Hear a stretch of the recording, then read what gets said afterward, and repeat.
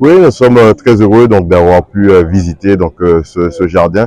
L'occasion pour nous donc de féliciter les collégiens, l'équipe pédagogique, les enseignants qui ont pris part donc à ce très beau projet permettant donc à nos enfants déjà donc de s'approprier l'agriculture, mais surtout donc tout ce qui est production locale, plantes médicinales. En fait, l'agriculture locale n'est plus pour eux un secret, et c'est magnifique de voir comment en une année ils ont su métamorphoser donc le site, et si là maintenant on a l'impression d'avoir donc des agriculteurs confirmés. Bravo à eux. Il s'agissait donc pour le collège de répondre à l'appel à projet du conseil départemental. Le président l'a dit, il souhaitait donc que 100% des établissements puissent avoir un jardin partagé. Et donc en répondant à celui-ci, donc nos jeunes se sont inscrits donc dans la dynamique, donc en permettant donc de pouvoir aménager cet espace, connaître un peu mieux donc notre production locale, la manière de planter, on l'a vu avec les différents process donc liés à cela, donc le côté ludique, mais aussi à l'enseignement, et de pouvoir aujourd'hui donc être en phase de pouvoir récolter le fruit de leur travail. Et c'est magnifique de voir aujourd'hui donc ces enfants qui s'épanouissent autour donc de cette activité, l'agriculture. Un jour important pour nous, pour le collège Germain Saint-Ruf, et surtout pour les élèves et les équipes pédagogiques qui ont mis en œuvre ce projet de jardin créole. En fait, c'est dans l'air du temps, de toute façon, le développement durable est important.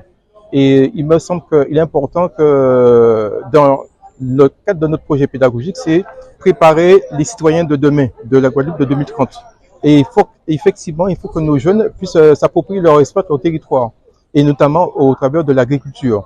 Comme on dit maintenant, c'est bien planter pour manger des bons butins. Donc c'est important pour nous de mettre en place ce projet. Oui, tout à fait, mais en fait, ce qui m'importe, c'est que il faut qu'on se mette à la mesure des îles de la Caraïbe.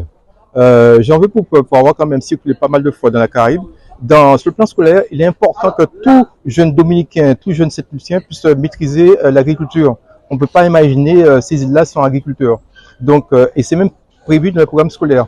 Donc, nous aussi, à notre petite mesure, on s'attache à faire que les petits collégiens, les enfants de CAPESER, puissent se rapprocher de la terre, parce qu'en fait, c'est la terre qui nous a nourris, et c'est une culture guadeloupéenne qui est née dans les terres, fondamentalement. Donc, c'est un peu un retour aux origines, et pour demain aussi. Parce qu'en fait, il faut aussi démystifier le travail de la terre. Parce que la terre, c'est tout. C'est le technicien, c'est l'ingénieur, c'est le commercial aussi.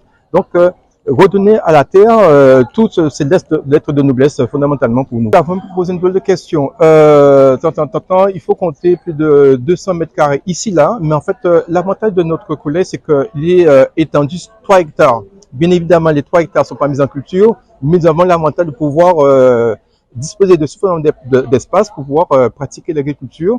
Donc, comme les jeunes vous l'ont expliqué, donc il y a toute espèce de végétation. Donc, il y a des bananiers, des plantes médicinales, des jus au mont, de la laitue, et de manière aussi temporelle. On a aussi planté des groseilles. Un peu avant Noël, on a pu les mettre en culture et les récolter et fabriquer du jus et faire des sorbets aussi. Donc voilà. Donc on travaille dans le développement durable, et ça nous paraît tout à fait important. D'autant plus que pour nous, la seconde phase, c'est qu'au collège, nous avons un enseignement qui s'appelle la SECPA. Et dans la SECPA, il y a un atelier cuisine. Donc l'idée pour nous, c'est de pouvoir travailler de manière durable, à savoir que la SECPA et son atelier cuisine puissent disposer de la matière première sur site. Donc voilà, pour nous, c'est un projet d'ensemble, et on ne va pas lâcher, bien sûr. C'est pas pour un jour ou 2 jours, mais c'est du durable pour qui est en position. Dans le cadre du projet Jardin en eau, nous avons organisé cette visite.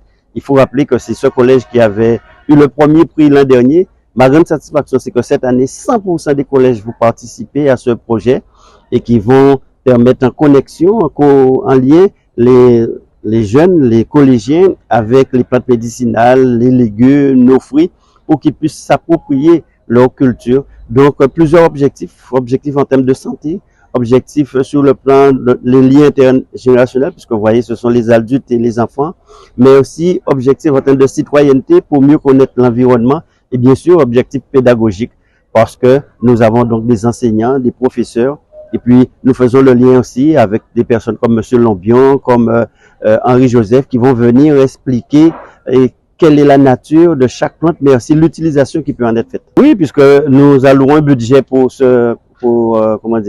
pour chaque collège. Il y a 42 collèges, il faut rappeler. Et qu'au-delà donc de ce budget, nous mettons en place tout un ensemble de moyens, de ressources humaines et d'équipements. Tout à fait, nous intervenons sur les collèges, mais nous allons également accompagner toutes les villes qui s'inscrivent dans cette initiative. Et puis, vous les avez vu, la ville de Capesterre disait que sur l'ensemble donc des écoles primaires de Capesterre, ils sont en prolongement.